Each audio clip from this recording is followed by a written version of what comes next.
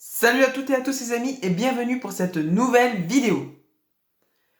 Alors cette vidéo, vous allez en plus en connaître sur moi parce que ça va être une FAQ, donc une fois en question que vous m'avez posée. Donc commençons sans plus attendre parce que j'ai une dizaine de questions, donc pour pas que la vidéo soit trop longue, je vais commencer tout de suite. Alors, première question, quel âge as-tu? Eh ben j'ai 18 ans, je suis majeur, ouais. Que fais-tu comme études? Alors pour l'instant, je suis en terminale générale au lycée Jeanne d'Arc à Pontivy. Et après le lycée, attendez. Ouais, non, je peux répondre à ça tout de suite. Après le lycée, je pars en école de tourisme. Donc pareil dans la même ville, qui est la ville à côté de chez moi aussi, surtout. Ton tout premier souvenir Disney. Mon tout premier souvenir Disney. Ouais, je dirais quand j'ai la première fois que je suis rentré sur le parc, quoi, que j'ai été émerveillé par les décors. Parce que n'empêche, les décors sont assez impressionnants quand même. Quand... Parce que la première fois que j'ai été à Disney, c'était à l'âge de 4 ans. Donc à 4 ans, voir tous ces décors et tout ça, en plus c'était le 15e anniversaire. Donc quand il y avait des grosses... un peu des... comme des pancartes, vous savez, avec lumière, où c'était marqué 15 ans et tout ça. Et c'était aussi les débuts du train des personnages de Disney, où il y avait tout plein de personnages, mais mélangés, qu'ils allaient tous sur Main Street, quasiment 100 cast members, pour vous dire comment ça a changé de parc maintenant que bah, ils sont tous surveillés, entourés, parce que en Europe, bah, on fonce sur les personnages, quoi. Contrairement aux États-Unis où tu peux avoir un Bob Razowski qui se promène comme ça, personne va le voir comme ça. Hop, il est tranquille, il se balade tranquille dans le parc. La mentalité est différente. Prochaine question. Ton personnage Disney préféré? Alors cette question-là, je sais pas trop quoi en penser parce que est-ce que c'est Disney, Pixar, est-ce que voilà.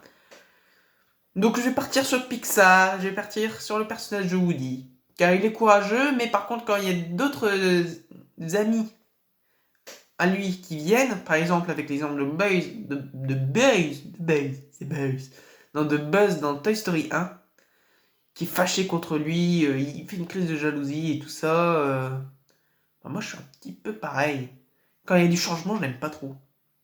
Franchement, j'aime pas trop. Après, tout dépend des changements. Mais par contre, genre, niveau changement amitié et tout ça, moi, je suis pas au top. En plus, pour ceux qui me connaissent, ceux qui regardent mes vidéos et qui me connaissent, parce que je sais qu'il y en a, je suis pas très sociable. J'ai du mal à aller vers les gens et tout ça, donc ah, voilà, je suis exactement comme Woody, quoi, au début de Toy Story 1, et après, il devient ami avec tout le monde. Et ouais. Prochaine question. Que veux-tu faire plus tard? Je veux travailler à Disneyland Paris, les amis, tout simplement. Être cast member à Disneyland Paris. Dans n'importe quel rôle, je m'en fiche. Je veux travailler à Disneyland Paris. As-tu une autre passion que Disney? Oula, j'ai plein d'autres passions que Disney. Alors, pour ceux qui me suivaient à mes tout débuts sur Instagram, où je faisais aussi des lives sur le foot, donc je suis fan de foot, notamment de l'équipe de Lille, donc la dernière équipe championne de France en titre de la Ligue 1 Uber Eats. Après, j'ai aussi le catch américain, donc la WWE et l'AEW. Donc ça, c'est deux fédérations de catch différentes qui sont en rivalité, en gros. C'est un peu la rivalité niveau Disneyland Paris Extérix, quoi. Donc voilà, après, quelle autre passion j'ai aussi? J'ai aussi les jeux vidéo. Je suis un gamer, notamment je joue beaucoup à Fortnite. Énormément à Fortnite, de temps en temps à Rocket League, et aussi à... J'ai plus le nom. C'est le jeu de foot en plus. Ah oui, FIFA. Je joue beaucoup aussi à FIFA.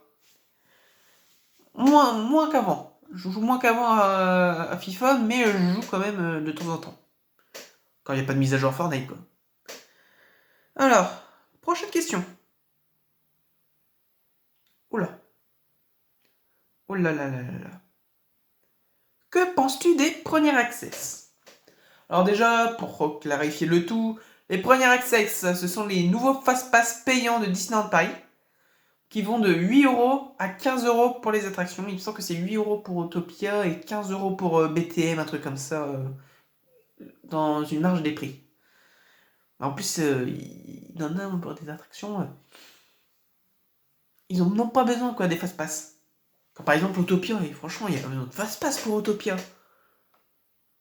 Puis moi, je trouve ça un peu moyen de leur part, parce que tu payes déjà l'entrée du parc, qui est quand même un prix... c'est c'est un prix, quoi. Disney, normal, vu leur capacité, vu la prestation du parc et tout ça, c'est normal, le prix. Mais de là à faire payer les fast-pass, moi, c'est pas... Je sais pas. Ça m'intéresse pas trop. Puis en plus, moi, je vais quand même assez souvent sur le parc, malgré que j'habite loin. Ça, vous le saurez plus tard dans la vidéo. C'est pas intéressant, quoi. Puis en plus, quand j'y vais, c'est 3 jours. Puis, très honnêtement, pour les familles, les familles, par exemple, de, je sais pas moi, 4 ou 5 personnes, vous voulez faire BTM, donc vous faites 15 fois 5. 75€ pour aller faire BTM, quoi. Ah bah, ça pique, hein. Très honnêtement, pour faire BTM, ça pique, hein. Mais aussi, pour moi, les Premier Access, ça favorise plus ceux qui ne viennent pas souvent sur le parc. Par exemple, qui viennent qu'une fois sur le parc, qu'ils veulent faire toutes les attractions le plus rapidement possible. Ça, c'est une bonne décision de Disney parce ça va leur faire gagner de l'argent. Mais voilà, c'est pas pour tout le monde, on va dire. Bon, allez, prochaine question. Que penses-tu des futurs lands du studio? Alors moi, j'attends pas grand-chose, par exemple, du land de Marvel. Parce que le land de Marvel, on fait tellement un pataquès là-dessus. Alors certes, ça a l'air beau, ça a l'air super réaliste, contrairement aux autres attractions. On sent que c'est vraiment une nouvelle génération d'attractions qui arrive Walt Disney Studios pour le moderniser, parce qu'il devenait vieillissant. Après, il y a aussi le land de la Reine des Neiges. Alors celui-là, j'en attends, mais énormément. Que je trouve que ça va être magnifique, les amis. Magnifique. Avec le château, le Walt Disney Studios aura son château aussi. Ça va être plus que pas mal, je pense. Après, il y a la rumeur de Star Wars, mais apparemment, il serait... dernière nouvelle, il serait annulé, il me semble. Donc après, à voir s'il y aura un autre land. Alors, je vais aussi vous parler d'un land, enfin, qui a plutôt changé de nom. C'est comme... c'était... Toontown. Et il va se transformer en World of Pixar. Alors franchement, c'est super cool. Ce qu'ils font là, c'est super cool. Mais par contre, les tapis d'Aladin, bah, c'est les oubliés. Ils ont oublié l'attraction là, je pense. J'espère qu'ils vont la modifier en thème Pixar, avec par exemple Vice Versa ou là-haut. Ou alors, c'est triste à dire, hein, mais... Ouais, mais ça va leur coûter cher de démolir l'attraction et ça va leur coûter cher. Puis d'un autre côté, ils peuvent jouer sur le truc... l'attraction des tapis volants d'Aladin font partie du... Vous savez, l'enseignement... là où vous pouvez rencontrer les personnages Marvel ou les personnages d'Halloween par rapport à la saison. Par rapport à la saison d'Halloween qui arrive bientôt, justement. Qui est ma saison préférée à Disney. Puis voilà, quoi. Ça rentre bien dans le truc des nouveaux spectacles. En fait, la passe des stars et tapis volant d'Aladin, c'est un peu le fouillis, quoi, parce que tu sais pas à quoi ça correspond. Autre question. As-tu déjà été dans d'autres parcs d'attractions? Si oui, lesquels? Alors oui, j'ai été dans d'autres parcs d'attractions. J'ai fait le parc de Plopsaland, qui se situe à La Panne, que j'ai fait quand j'étais tout petit. C'était un de mes premiers parcs d'attractions d'ailleurs, avec Disney. que j'avais aimé, il me semble. J'avais aimé le parc. Alors, en deuxième parc que j'ai fait d'autres, c'est le parc Astérix. Oui, j'ai été à l'ennemi. Mais j'étais petit, du coup, j'ai pas fait beaucoup d'attractions. Après, voir si je vais retourner un jour, juste pour tester les coasters et tout ça, comme aux Iris. Parce que je regarde en vidéo, franchement, ça me tente. Et voilà, quoi. Le parc Astérix. Après, en troisième parc, j'ai fait la récré des Trois Curés qui se situe dans le 29, il me semble. Ouais, c'est ça, c'est le 29, c'est à côté de Brest, donc c'est le 29. C'est un bon parc. Franchement, c'est un très bon parc que je vous conseille. Bon, je vous déconseille une attraction parce que moi qui aime bien les sensations fortes, j'ai failli. Enfin bref, je vais pas vous dire les images dans la vidéo, mais voilà, vous aurez compris. Et le quatrième parc que j'ai visité, c'est un parc qui se situe à 5 minutes de chez moi. Kingoland, le plus grand parc du Morbihan. Donc ouais, c'est un très très bon parc. Et avec un peu de chance, vous aurez peut-être un petit vlog. Parce que je vais peut-être y retourner bientôt, avant sa fermeture.